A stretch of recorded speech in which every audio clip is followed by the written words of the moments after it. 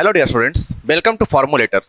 आज का जो हमारा लेक्चर है वो हम लोग आज बीटेक 7 सेमेस्टर मैकेनिकल इंजीनियरिंग जो 2020 में इंटरनल कंबशन इंजन और गैस टरबाइन का जो क्वेश्चन था उस क्वेश्चन को हम लोग डिस्कस करने जा रहे हैं। मतलब हमारा जो PYQ सीरीज है वो 2020 ICGT internal combustion and gas turbine 7 semester mechanical engineering, ठीक है। तो एज यूजुअल हमारा जो कोर्स आएगा, जो हमारा क्या कहता है, जो सब्जेक्ट्स आएंगे वो डिफरेंट पार्ट्स में आएंगे। वो डिपेंड करेगा कि कौन सा सब्जेक्ट। अगर मान लीजिए क्वेश्चन छोटा छोटा आ गया तो एक पार्ट में 3-4 क्वेश्चन कर देंगे। अगर क्वेश्चन कुछ बड़ा आ गया, लेंदी आ गया, तो वहाँ पर हम लोग पार्ट बाई पार्ट डिवाइड कर देंगे। अभी कोई फिक्स नहीं कि एक पार्ट में आएगा कि 2 पार्ट में आएगा, हाँ, लेकिन सारा क्वेश्चन आपको डिस्कस कर दिया जाएगा। हम लोग इसलिए ऐसा करते हैं कि ज़्यादा बड़ा क्वेश्चन हो जाएगा तो कहीं ना कहीं आपको भी वो देखने में क्या होगा कि थोड़ा मतलब उतना अच्छा फील नहीं कर पाओगे। ज़्यादा लंबा सब्जेक्ट है, ज़्यादा लंबा वीडियो रहने से क्या होता है कि आप देखते देखते लास्ट में बोर कर जाते हो। छोटा छोटा वीडियो रहेगा, आपको देखने में भी अच्छा लगेगा, ठीक है। तो हमारा वीडियो का एक ही रूल है सॉल्यूशन का कि जैसे मैं क्वेश्चन बोलूँगा, क्वेश्चन डिस्प्ले होगा साइड में, आपको वीडियो को पॉज करना है, क्वेश्चन खुद से सॉल्व करना है। अगर क्वेश्चन बन गया तो बाद में फिर वीडियो को रिज्यूम करके आंसर मिलाना है, नहीं बना तो समझना है, ठीक है। लेकिन आपको ट्राई साथ में करते चलना है। ऐसा नहीं कि मैं बनाऊं आप देखते गए छापते गए, नहीं, आपको ट्राई हमेशा साथ में करते चलना है। इससे क्या होगा, आपको बनाने का तरीका समझ में आ जाएगा, ठीक है। तो सबसे पहले स्टार्ट करते हैं ऑब्जेक्टिव क्वेश्चन से। ऑब्जेक्टिव क्वेश्चन हम लोग करेंगे, फिर सेकंड करेंगे, थर्ड करेंगे, फोर्थ करेंगे, कैरी ऑन लास्ट तक 9 तक चलेंगे, ठीक है। तो सबसे पहला बात करते हैं क्वेश्चन। हमारा जो ऑब्जेक्टिव क्वेश्चन है वो कौन सा क्वेश्चन है? Question number 1। तो क्वेश्चन नंबर 1, हमारा टोटल 10 ऑब्जेक्टिव्स होते हैं। उन 10 में किन्हीं 7 ऑब्जेक्टिव को ही बनाना होता है। हर ऑब्जेक्टिव 2-2 मार्क्स का होता है, मतलब 14 मार्क्स का होता है। बट हम लोग यहाँ पर 10 डिस्कस करेंगे। आपको जो उन 10 में से 7 अच्छा लगे वो आपको 10 ही याद रखना है, बट एग्जामिनेशन में देखिएगा तो 10 में से 7 ही बनाकर आइएगा, ठीक है। सबसे पहला क्वेश्चन क्या करता है, डिस्प्ले हो रहा होगा। The intercooling in a multi stage compressor is done to.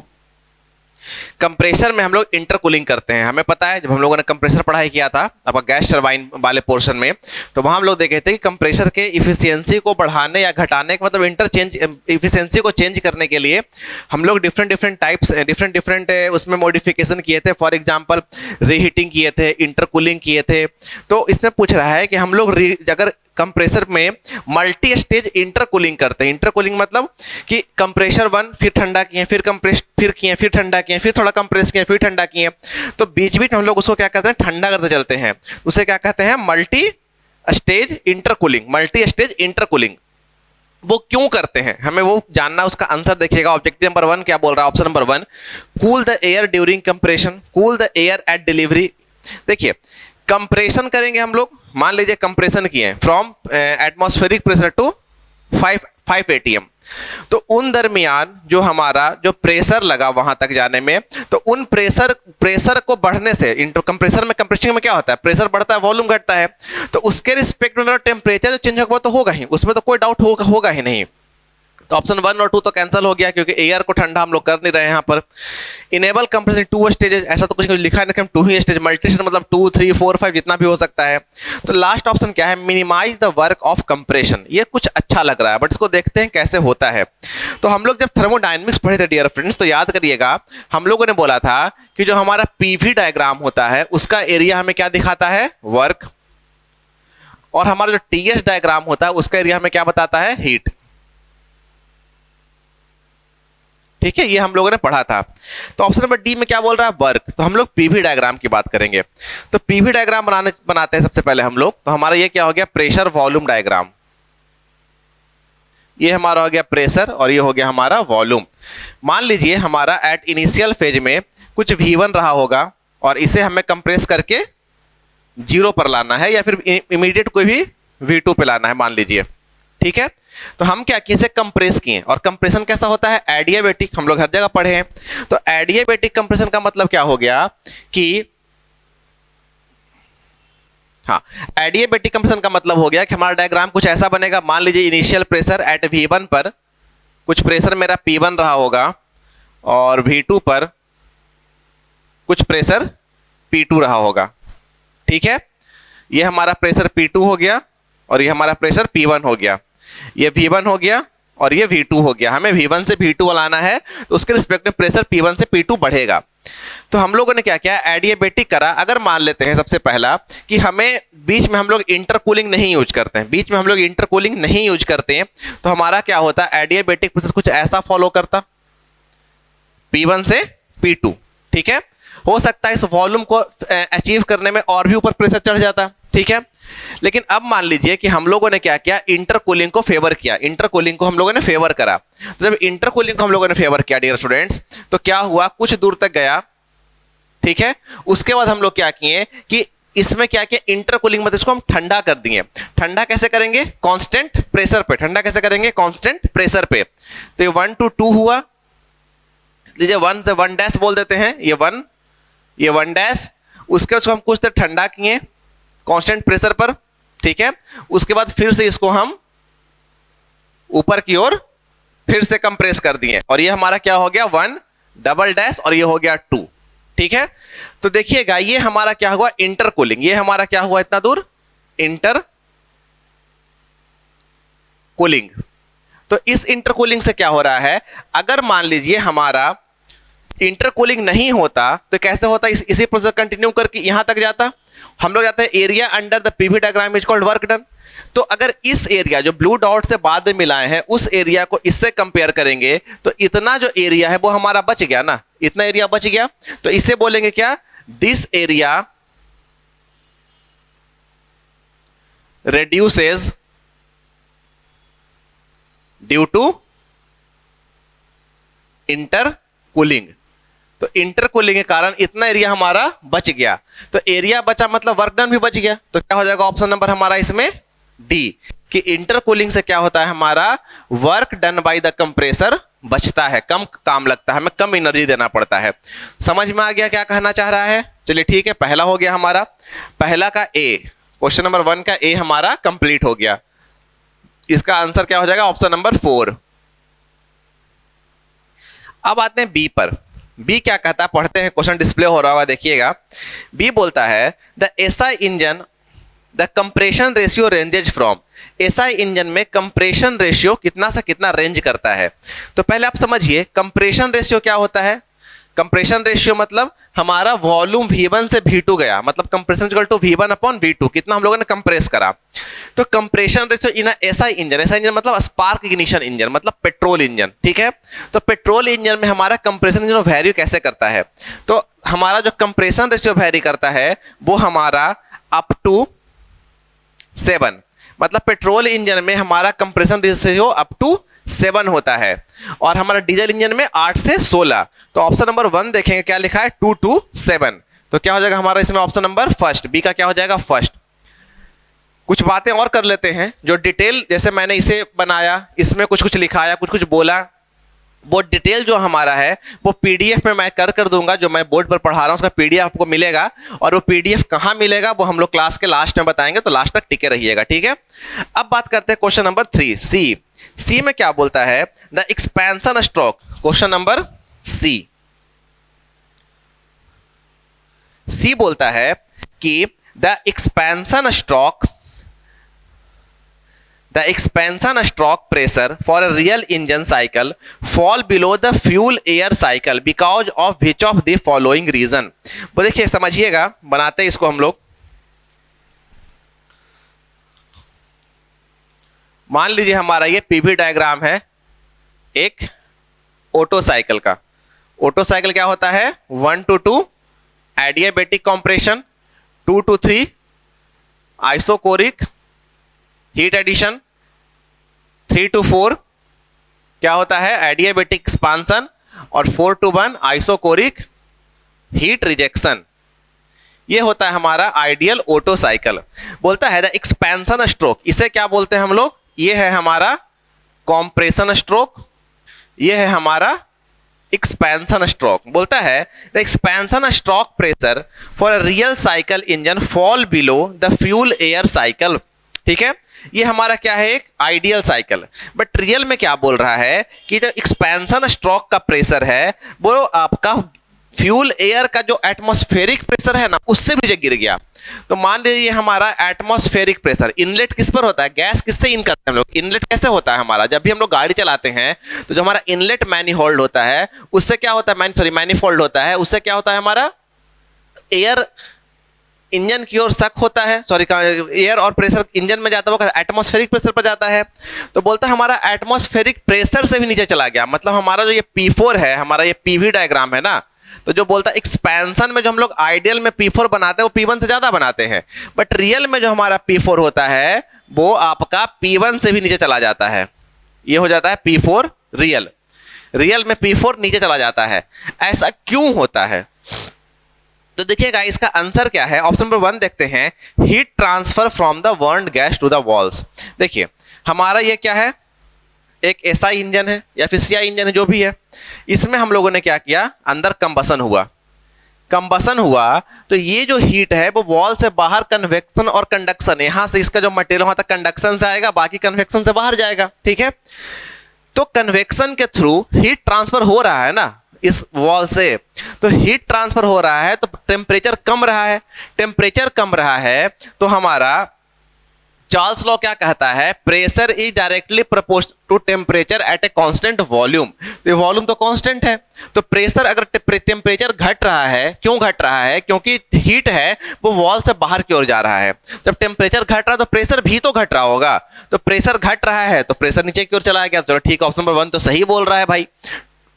2 देखते हैं, फाइनाइट कंबसन टाइम। देखिए फाइनाइट मतलब क्या होता है, जो कंबशन हो रहा है इसके अंदर जो आग लगा है वो एक फिक्स्ड पीरियड के लिए होगा, उसमें ऐसा कुछ नहीं कि जब बस लगे हुए हैं, एक समय तक लगा फिर बुझा, फिर लगा फिर बुझा।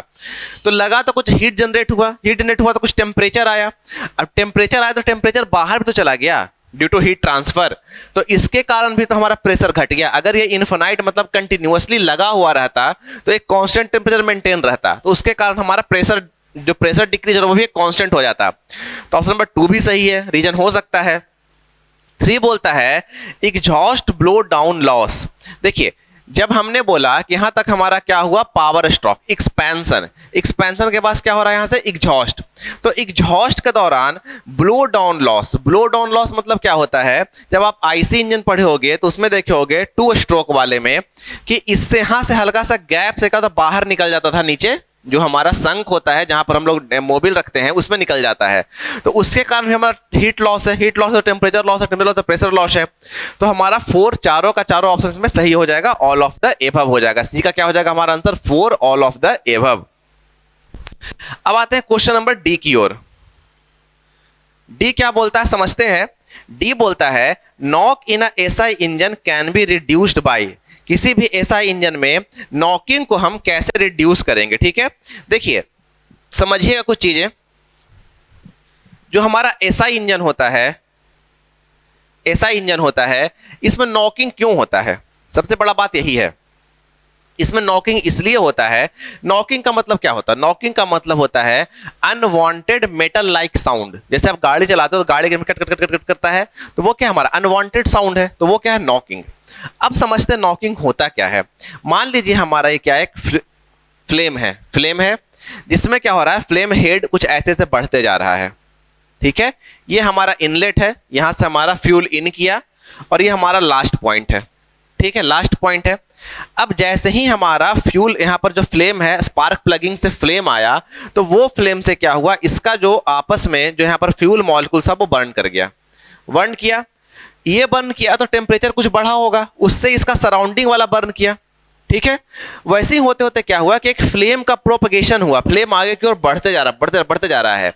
लेकिन इनमें से कुछ ऐसा फ्लेम होगा, फ्लेम पॉइंट होगा, वो नहीं जला होगा, बस उसके पास टेम्परेचर बहुत ज़्यादा हो गया होगा, बट वो टेम्परेचर उसके इग्निशन टेम्परेचर तक सफिशिएंट नहीं रहा होगा, तो वो नहीं जला होगा।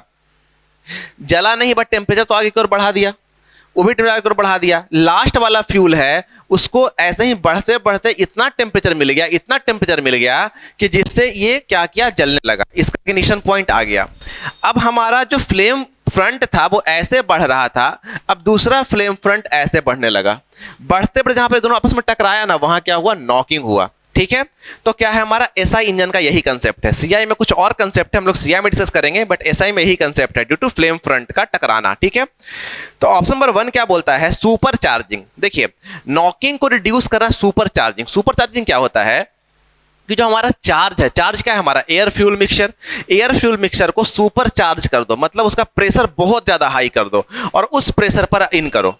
हम लोग जानते हैं, देखते होगे आप, टाटा का जो इंडिगो गाड़ी आता होगा उसमें turbo jet, Indigo turbo, Indigo कुछ और, तो वो टर्बो जो वर्ड लगता है ना, वही सुपर चार्जर का कंसेप्ट है। सुपर चार्जर क्या करता है कि हमारा जो एयर फ्यूल मिक्सचर जो हम लोग एटमॉस्फेरिक प्रेशर पर लेते थे, उसको क्या करता है, प्रेशर हाई कर देता है और उसके बाद वो इंजन में डालता है। तो प्रेशर हाई हुआ, ध्यान देगा, प्रेशर हाई हुआ तो टेम्परेचर भी तो हाई हुआ होगा। अब टेम्परेचर जैसे ही इसमें हाई हुआ तो इस जो लास्ट वाला फ्यूल है इसका तो टेम्परेचर हाई है, तो जो फ्यूल को जलने में, मतलब कि अपोजिट साइड से फ्लेम को प्रोपेगेट करने में मान लीजिए 2 सेकंड लगता था, अब ड्यू टू हाई टेम्परेचर और पहले बर्न कर गया, तो और इसका फ्लेम अपोजिट डायरेक्शन में फ्लो करने लगेगा। तो सुपर चार्जिंग से मेरा नॉकिंग और बढ़ सकता है क्योंकि टेम्परेचर हमारा बढ़ गया। दूसरा बोलता है क्या इसमें, retarding spark timing, spark timing को रिटार्ड कर दो। देखिए अब ये समझिएगा, स्पार्क टाइमिंग क्या होता है कि हमारा जो भी स्पार्क प्लग है, तो स्पार्क प्लग से जो फ्लेम निकल रहा है वो कितने देर तक निकल रहा है, कितने डिग्री ऑफ रोटेशन तक निकल रहा है। तो अगर ये ज्यादा डिग्री ऑफ रोटेशन रहा, मतलब ज्यादा देर तक मेरा स्पार्क प्लग चल रहा है, जल रहा है, जल रहा है, तो ज्यादा हीट हमारे एयर फ्यूल मिक्सर में इंटर किया, ज्यादा हीट जैसे ही इंटर किया हमारे एयर फ्यूल मिक्सचर में, ये जो लास्ट वाला है इसको और जल्दी हीट मिल गया due to transfer of heat, तो ये और घूमना स्टार्ट कर गया, तो इससे क्या हुआ, नॉकिंग बढ़ गया। लेकिन अगर हमारा स्पार्क टाइम रिटार्ड हो गया, मतलब बहुत कम समय तक स्पार्किंग हुआ, तो उतना हीट नहीं मिल पाया कि ये जल जाए। इसके जलने के पहले हमारा फ्लेम आगे से प्रोपगेट करते हुए यहां तक पहुंच जाएगा और इसको इजीली बर्न करके निकल जाएगा। तो अगर रिटार्ड कर देंगे हम लोग स्पार्क का टाइमिंग, तो हमारा जो भी क्या कहता है नॉकिंग का टेंडेंसी वो कम जाएगा। हमें नॉकिंग टेंडेंसी कम करना है तो ऑप्शन बी तो सही कह रहा है, चलता है, कोई दिक्कत नहीं है। तो हम यहाँ पर क्या बोल सकते हैं, ऑप्शन नंबर सेकंड हमारा सही हो जाएगा, ठीक है, क्योंकि स्मॉल ऑफ देव तो है नहीं, एक ऑप्शन सही मतलब सही, तो ऑप्शन नंबर 2 हमारा क्या हो गया इसमें, सही, डी का। ठीक है, अब बात करते हैं नेक्स्ट हमारा ई है, क्वेश्चन नंबर ई। देखिएगा ई थोड़ा समझने वाली बात है।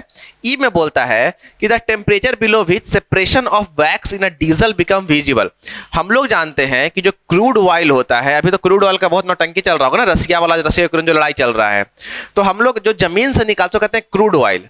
अब उस क्रूड ऑयल को, जैसे हम लोग यहाँ पे क्या है, आपका क्या कहता है, बरौनी में क्या है, इंडियन ऑयल का रिफाइनरी है, तो वहां पेट्रोल निकलता नहीं है, वहां क्या होता है जमीन से, चाहे वो आप मुंबई हाई जहां ओएनजीसी वर्क करती है, या आसाम जहां ओआईएल वर्क करती है, तो ये सब क्या करता है, जमीन से क्रूड ऑयल को निकालता है। जमीन मतलब पेट्रोल समुद्र के अंदर से, या फिर रसिया से हम लोग इंपोर्ट करते हैं क्रूड ऑयल, या फिर हम लोग कहां से इंपोर्ट करते हैं, गल्फ कंट्रीज से। तो हम लोग क्या करते हैं, वहां से लाते हैं क्रूड ऑयल को, और हमारा जो रिफाइनरी है, जैसे कि बरौनी रिफाइनरीज है, गांधीनगर रिफाइनरीज है, और भी बहुत जगह रिफाइनरीज है, तो उन रिफाइनरीज में हम लोग वहां क्या करते हैं, फ्रैक्शनल डिस्टिलेशन। उस फ्रैक्शनल डिस्टिलेशन से क्या होता है, फ्रैक्शनल डिस्टिलेशन से कि उसी क्रूड ऑयल से पेट्रोल, डीजल, केरोसिन, अदर चीज निकलने लगता है। तो बोलता है क्या कि the temperature below which separation of wax in a diesel become visible, मतलब वो टेम्परेचर जहां से हमारा डीजल जो होता है, डीजल से जो वैक्स है उसका सेपरेशन हमें दिखने लगे, उसे क्या बोलेंगे, तो उसे बोलते हैं हम लोग क्लाउड पॉइंट। उसे क्या बोलते हैं, क्लाउड पॉइंट। तो हमारा क्या हो जाएगा इसमें, second option number second, cloud point.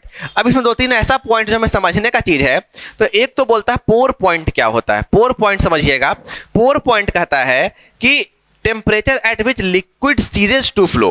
देखिए लिक्विड फ्लो कर रहा है, ठीक है, तो ऐसा टेम्परेचर जहां पर लिक्विड का फ्लो रुक जाए, मतलब वो सॉलिड का ट्रांसफॉर्मेशन में इंटर कर जाए, जहां वो प्लाज्मा फेज में इंटर कर जाए, उसे क्या कहते हैं हम लोग, पोर पॉइंट। ठीक है, दूसरा हमारा कहता है फ्लैश पॉइंट। फ्लैश पॉइंट क्या होता है, जैसे कि मान लीजिए यही हमारा स्पार्क प्लग था, तो स्पार्क प्लग जैसे स्पार्किंग किया, क्या अचानक से पेट्रोल या फिर जो भी इसमें होगा एयर फ्यूल मिक्सचर, क्या वो जलने लगेगा, नहीं जलेगा। तो वैसा पॉइंट जहां फर्स्ट फायरिंग दिखे, जैसे कि आप गैस जलाने के लाइटर किए, लाइटर से फ्लैश निकला, अब वो फ्लैश अगर सफिशिएंट होगा उस गैस को बर्न करने के लिए तो बर्न करेगा, नहीं तो नहीं बर्न करेगा। तो वैसा पॉइंट जब पहला फ्लैश दिखे उसे क्या कहेंगे, फ्लैश पॉइंट। तो होप आप ऑप्शन नंबर ई तक समझ गए होंगे। अब नेक्स्ट हम लोग बात करते हैं एफ की, question number F. Question number F बोलता है, क्वेश्चन देखिए डिस्प्ले हो रहा होगा, क्वेश्चन नंबर एफ में आ जाते हैं हम लोग। एफ बोलता है कि इन एक CI engine, in a CI engine, CI engine मतलब diesel engine, compression ignition engine, the ignition delay कैसे इंक्रीज करता है in CI engine ignition delay. Ignition delay क्या होता है? इग्निशन डिले होता है chemical delay plus ignition delay, दोनों को मिला के कहते हैं लैग डिले, ठीक है। इग्निशन डिले मतलब होता है कि हम लोगों ने उसके इग्निशन पॉइंट तक तो जो भी एयर फ्यूल मिक्सचर था उसको तो पहुंचा दिए, उसके बाद भी अगर जलने में लेट हो रहा है, जितना लेट हो सके क्या कहेंगे? Ignition delay. तो इग्निशन डिले क्यों होता है और क्या होता है सीआई इंजन में? तो बोलता है पहला ऑप्शन कि in ignition delay increases with the increase in inlet temperature. देखिएगा, सबसे पहले बात करते हैं सीआई इंजन का वर्किंग प्रिंसिपल। जिस प्रकार हमारा पेट्रोल इंजन में स्पार्क प्लग होता है, सीआई इंजन में स्पार्क प्लग नहीं होता है, ठीक है। सीआई इंजन में स्पार्क प्लग नहीं होता है। अब अगर स्पार्क प्लग इसमें नहीं होता है तो कैसे जलता होगा? तो हम लोग क्या करते हैं, इसमें क्या नाम है? कंप्रेशन इग्निशन, मतलब इग्निशन बाय कंप्रेशन। हम लोग इतना उस गैस एयर फ्यूल मिक्सचर को कंप्रेस करते हैं, कंप्रेस करते हैं। कंप्रेशन में क्या होता है? मैंने बताया था इसमें, ये कंप्रेस करते हैं तो टेम्परेचर बढ़ता है। देखिए लिखा था ना, कंप्रेस पढ़ेंगे तो प्रेशर बढ़ेगा and pressure directly proportional to temperature. तो कंप्रेस करेंगे तो टेम्परेचर बढ़ेगा। एक ऐसा टेम्परेचर आ जाएगा जहां उसका सेल्फ इग्निशन पॉइंट को अचीव हम लोग कर लेंगे और उसे अचीव करते ही वो क्या करेगा? जलने लगेगा। तो बोलता क्या है कि ignition delay increases with the increase in air temperature, inlet temperature. अब अगर मान लीजिए यहां से हमारा एयर आया, उस एयर का जो इनलेट टेम्परेचर बहुत ज्यादा है, उसको जैसे ही बढ़ाएंगे तो हम अगर कंप्रेस किए तो जल्दी ही वो हमारा वो इग्निशन पॉइंट पहुंच जाएगा ना, क्योंकि पहले से वो गर्म है, उसको कंप्रेस किए और टेम्परेचर बढ़ गया, तो उसमें इग्निशन डिले का चांस है, वो तो और अच्छा से इग्निशन होगा। अब मान लीजिए कि इस चीज को जलाने के लिए हमको 20 डिग्री सेल्सियस चाहिए। मान लीजिए मार्कर को हम लोगों ने माचिस जलाया, ऐसे रखे रहा, तो 20 डिग्री सेल्सियस को अचीव करने में माचिस से थोड़ा समय लग जाएगा, इग्निशन डिले हो गया। लेकिन इस चीज को हम जब मार्केट से लाए, इसको ओवन में हम गर्म करके लाए और 18 डिग्री सेल्सियस पर लाकर बाहर रख दिए, अब माचिस जलाए तो 18 से 20 होना तुरंत हो जाएगा ना, तुरंत जल जाएगा। तो इंक्रीज इनलेट टेम्परेचर से इग्निशन डिले कमता है। तो ऑप्शन नंबर 1 क्या हो गया हमारा? गलत। तो अगर पहला गलत हो गया तो देखते हैं पहला कौन कौन में है। तो ऑप्शन नंबर 1 में पहला है, ऑप्शन नंबर 1 नहीं होगा। 3 में पहला है, 3 भी नहीं होगा। और 4 ऑल ऑफ द अबव, मतलब 4 में पहला है तो नहीं होगा। तो क्या होगा इसमें? ऑप्शन नंबर हमारा बी, एफ का क्या हो जाएगा? ऑप्शन नंबर 2, ठीक है। अब आता है नेक्स्ट क्वेश्चन हमारा जी। जी बोलता है कि with an increase in compression ratio the indicated fuel conversion efficiency. देखिए इफिशियंसी ऑफ ऑटो साइकिल क्या होता है? 1 - 1 upon r to the power gamma -1, यही होता है, जिसमें r क्या है हमारा? Compression ratio. अब अगर कंप्रेशन रेशियो बढ़ेगा तो ये ओवरऑल क्या होगा? घटेगा। अगर ये ओवरऑल घटेगा तो ये क्या होगा? ओवरऑल बढ़ेगा। तो कंप्रेशन रेशियो के बढ़ने से हमारा इफिशियंसी क्या होता है? बढ़ता है। इसलिए बोला जाता है कि जो रेशियो होता है किसका? पेट्रोल इंजन का, वो 7 होता है और डीजल का 8 से 16 होता है। तो इफिशियंसी डीजल इंजन का ज्यादा होता है, क्योंकि कंप्रेशन रेशियो बढ़ेगा तो इफिशियंसी हमारा बढ़ेगा। होप आप जी तक समझे होगे। इसका आंसर क्या हो जाएगा? जी का 1 हो जाएगा, इंक्रीजेज। अब आते हैं एच। एच क्या बोलता है? एच बोलता है rotational flow of a charge within the cylinder about it axis is known as. देखिए ये मान लीजिए हमारा सिलेंडर है, पिस्टन सिलेंडर अरेंजमेंट, ये हमारा एक्सिस है।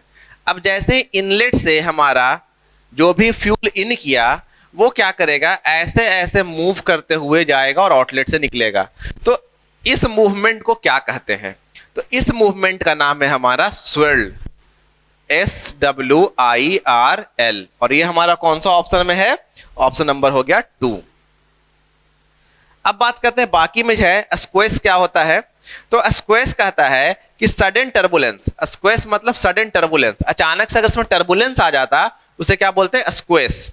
उसके बाद नेक्स्ट हमारा क्या है? टंबल। टंबल क्या होता है? तो टंबल होता है ब्राउनियन मोशन। केमिस्ट्री में आप लोग ब्राउनियन मोशन पढ़े होंगे, तो Brownian motion in external flow is called tumble. तो ये सब चीज वर्ड है, याद रखिएगा आप लोग, ठीक है। पीडीएफ में सारा एक्सप्लेनेशन दिया हुआ है। नेक्स्ट देखते हैं एच के बाद हमारा जो नेक्स्ट क्वेश्चन है वो है हमारा आई।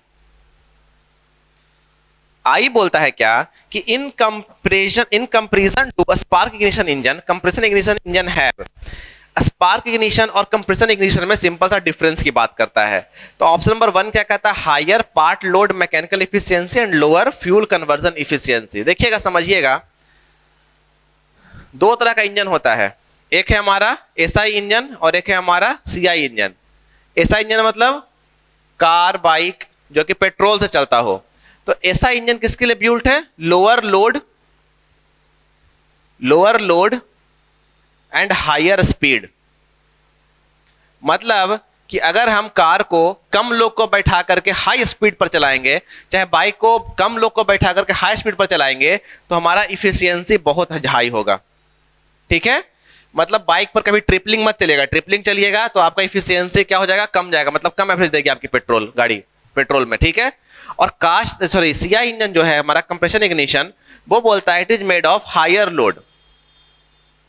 मतलब ट्रक पर जितना आप लोडिंग कर दो उतना ज्यादा इफिशियंसी ट्रक का बढ़ जाएगा, और लोअर स्पीड, और ट्रक को हमेशा धीरे धीरे चलाना चाहिए। ठीक है, तो ये हमारा कहता है किसके लिए? Compression ignition engine. ठीक है, तो बोलता है क्या option number 1 higher part load. देखिए बोलता है in a comparison to spark ignition engine, compression ignition है हायर पार्ट लोड। ठीक है, इसके रिस्पेक्ट में इसका लोड क्या होता है? हायर, सही बात है। एंड लोअर फ्यूल कन्वर्सन, क्या इफिशियंसी कंप्रेसर इग्निशन का कम होता है क्या एसआई से? नहीं, इसका इफिशियंसी सीआई का ज्यादा होता है एसआई से, तो पहला ऑप्शन गलत हो गया। दूसरा बोलता है हायर पार्ट लोड, ठीक है, सीआई का पार्ट लोड एसआई से ज्यादा होता है, मान लिए। And higher fuel conversion efficiency, और फ्यूल कन्वर्सन इफिशियंसी भी हायर होता है, तो क्या हो जाएगा इसमें हमारा ऑप्शन नंबर 2। आई तक हम लोग बात कर लिए, अब बात करेंगे हम लोग जे की। जे बोलता है हमारा the factor which must be considered before deciding the optimum firing order of an engine। तो ऑप्टिमम फायरिंग ऑर्डर क्या कहता है? फायरिंग ऑर्डर क्या कहता है कि जैसे हम लोग जब बाइक चलाते हैं तो बाइक में तो सिंगल सिलेंडर होता है, एक ही सिलेंडर, वही फायर किया, वही कंप्रेशन हुआ, वही आपका एक्सपेंशन हुआ, एंड सब कुछ वही हुआ। लेकिन जैसे ही हम लोग कार, ट्रक और बड़े व्हीकल्स में जाते हैं, फिर कुछ बाइक्स में भी, तो वहां पर हमारा जो इंजन होता है वो ज्यादा होता है, कोई 4 सिलेंडर, कोई 6 सिलेंडर। तो 4 सिलेंडर में पहले कौन बर्न करेगा, उसके बाद दूसरा नंबर किसका होगा, तीसरा किसका होगा, चौथा किसका होगा, उसे क्या कहते हैं? Firing order.